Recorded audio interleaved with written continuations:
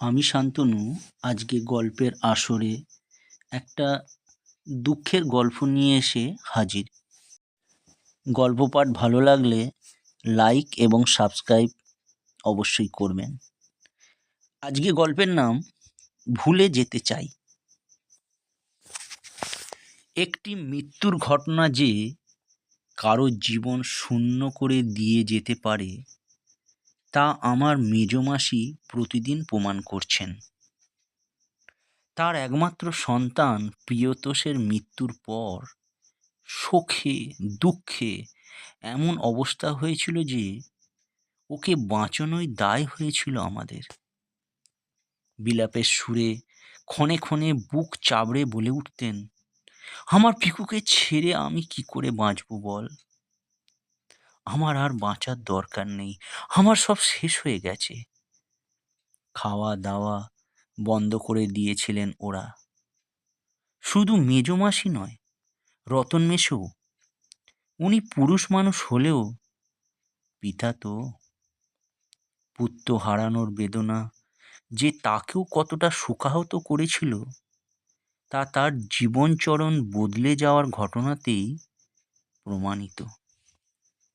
আমরা যারা আত্মীয় স্বজন আছি তারাও এই দুই আত্মীয়জনের নিয়ে বেশ চিন্তিত।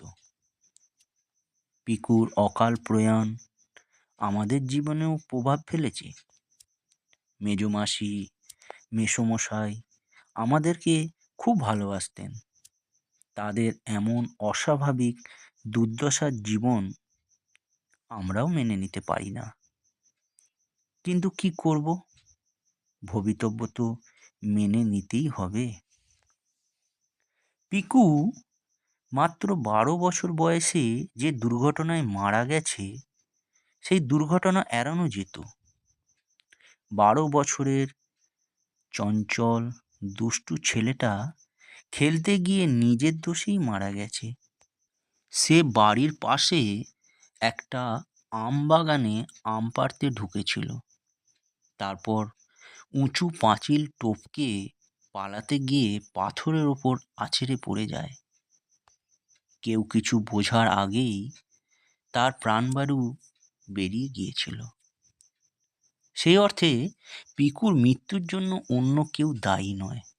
বাগানের মালিকরাও সজ্ঞানে কেউ তাকে তাড়া করেনি, ভয়ও দেখায়নি। কিশোর বয়সের স্বাভাবিক ধর্মের ছটপটানিতে তার এই মর্মান্তিক পরিণতি। সেদিন সারা পাড়ায় কোনো বাড়িতে হাঁড়ি চড়েনি, এতটাই শোকস্তব্ধ হয়েছিল পাড়া প্রতিবেশীরা। তারপর কেটে গেছে প্রায় 6-7 মাস। এই 6 মাসেও শোক কাটিয়ে উঠতে পারেননি মেজমাসি আর রতন মেশো। বাড়ির কোনো কাজ করতে ভালো লাগে না মাসির। যেটুকু না করলে নয় সেটুকু সেরে প্রায় সারাদিন মনমরা হয়ে বসে থাকেন। আর যখন তখন পিকুর ছোটবেলাকার ছবিগুলো দেখেন আর কাঁদেন। অন্নপ্রাশনের সময় কি সুন্দর গোলগাল চেহারা ছিল প্রিয়তোষের। স্কুলের স্পোর্টসে একবার দৌড়ে সেকেন্ড হয়েছিল। পুরস্কার হাতে সে ছবির অ্যালবাম দেখে মাসি কেন, আমরাও ডুকরে কাঁদি। আর আমাদের ভাই বোনেদের মোবাইল ক্যামেরায় এমনকি গত বছরের মামা বাড়ির দুর্গাপুজোর ছবিগুলো যেন জ্যান্ত বিষাদ। দেখা যায় না, হু হু করে কান্না আসে, তবুও তো আমি তার মাসতুতো দিদি। মা বাবার দুঃখ কতটা গভীর ক্রমশ বুঝেছি। কিন্তু এভাবে তো মাসি মেসো বাঁচবেন না, ওরা তো অসুস্থ হয়ে পড়বেন। আমরা ভাই বোনেরা সবাই মিলে তাই একটা পরিকল্পনা করলাম। সেই পরিকল্পনা অনুযায়ী যেখানে যত শিশু বা কিশোরের মৃত্যুর ঘটনা ঘটেছে তা সবিস্তারে মাসি আর মেসোকে জানানো হবে। শোক দিয়ে শোক কাটনা অথবা বিষে বিষক্ষয়ের তত্ত্ব নয়, এ স্বয়ং গৌতম বুদ্ধের সেই অমোঘ পরোক্ষ শিক্ষা।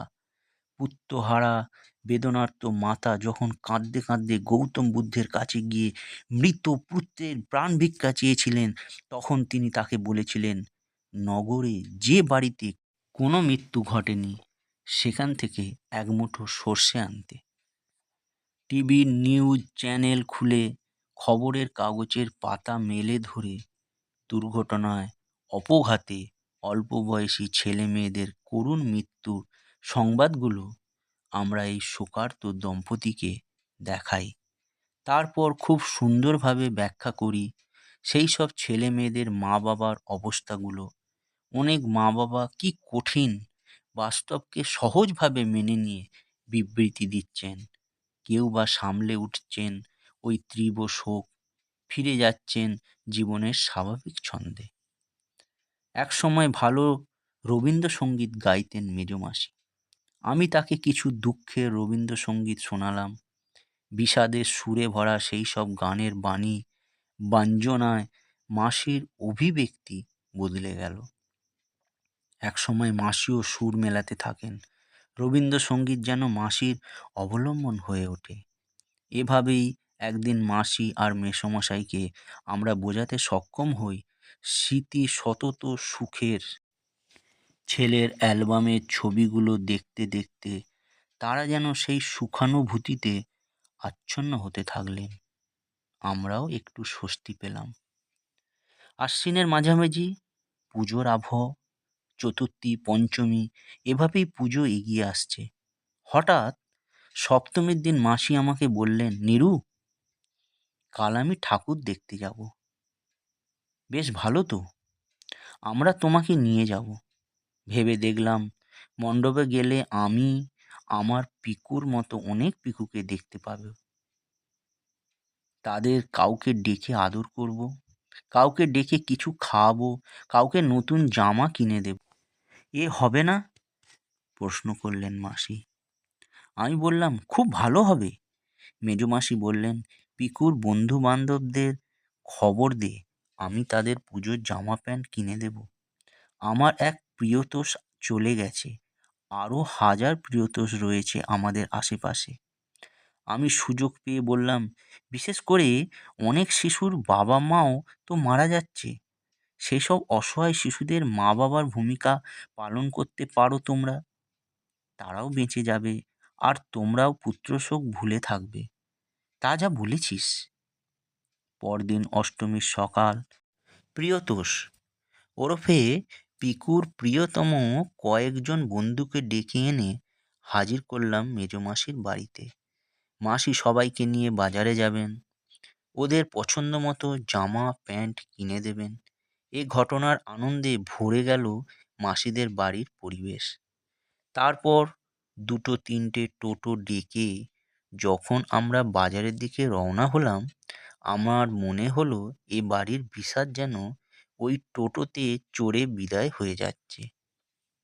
পরে বাজারে সবার পছন্দের জামা জুতো কেনা হয়ে গেল। মেজোমাসি তাদেরকে দোকানে নিয়ে গিয়ে মিষ্টি খাওয়ালেন। পিকুর বন্ধু রিক, দেবার্ঘ, সৌমাল্য, বৃত, তৃপ্তির আলো মাসি আর মেসোর মুখে চোখে প্রতিফলিত হতে দেখে আমরার মনটাও ভরে উঠল। তারপর ছেলেগুলো যখন মাসি মেসোকে প্রণাম করে বিদায় নিয়ে যে যার বাড়ির দিকে রওনা দিল, মাসি আবার ডুকরে কেঁদে উঠলেন। সেই প্রবল কান্নার দমক আমাকে বুঝিয়ে দিল, সন্তান হারা পিতা মাতার ব্যথা স্থিমিত হতে থাকলেও নিঃশেষ হয়ে যায় না কোনো দিনই। আমৃত্যু বহমান থাকে সন্তান শোক। গল্প পাঠ শুনে আপনাদের মনটা হয়তো ভারাক্রান্ত হয়ে গেল, কিন্তু জীবনের এরকম সত্য সম্মুখীন অনেককেই হতে হয়। আজ এই পর্যন্ত। নমস্কার।